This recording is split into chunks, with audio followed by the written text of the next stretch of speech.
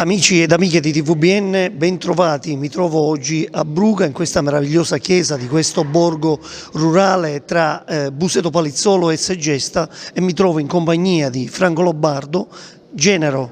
del celebrato Francesco Savalli. Oggi c'è stato questo memorial, il ricordo di Francesco Savalli, uomo e poeta. Ecco, che cosa ti senti di dire? Che sono stati momenti vissuti, queste 2 ore vissute intensamente. Naturalmente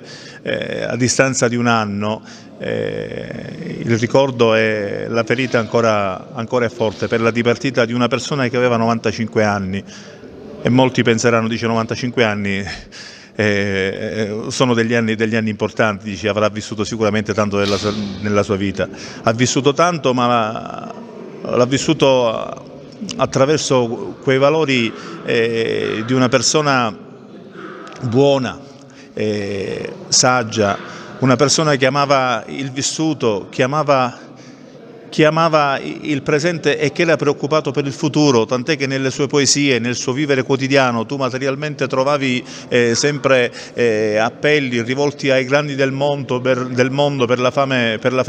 contro la fame nel mondo, contro le guerre, contro proprio l'ingiustizia della guerra stessa. Una persona sana, una persona buona che a distanza di un anno ha continuato ad emozionare chi lo ha conosciuto e chi non lo conosceva, e ha avuto il privilegio di venire questo pomeriggio qua in questa piccola borgata Bruga del comune di Buseto Palizzolo.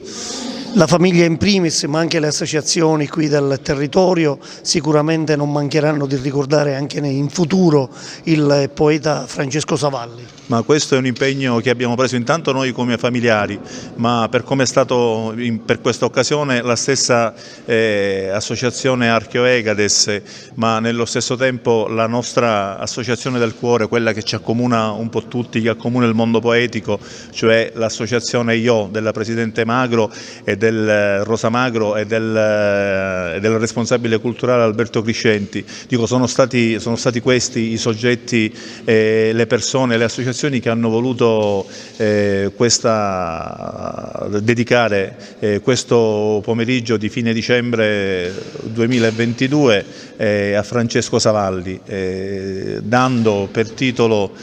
possiamo dire, commemorativo a questa serata, appunto nel ricordo di Francesco Savalli. Ma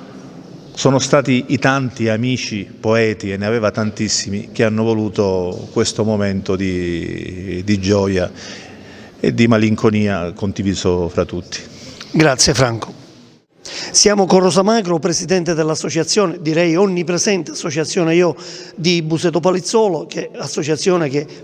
in questa occasione, in questo evento di oggi a Bruga, nel ricordo di Francesco Savalli, non poteva assolutamente mancare. Sì, per noi è stato veramente un onore ricordare Francesco Savalli, intanto perché è stato un grande poeta popolare e quindi era doveroso da parte nostra poter organizzare questo evento, se si può chiamare evento, questo ricordo, questa commemorazione della sua morte. Ricordare i momenti della sua vita per noi è stato un momento emozionante, perché intanto è una persona di grandi valori, quindi diciamo che escono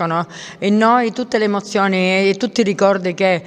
affiorano, il suo sorriso, la sua ironia, il grande amore per il prossimo, e quindi diciamo che era giusto e doveroso, ripeto, ricordarlo, e anche se noi non c'è bisogno di ricordarlo in questi eventi, perché lo ricordiamo in ogni momento della nostra vita. Che dire, è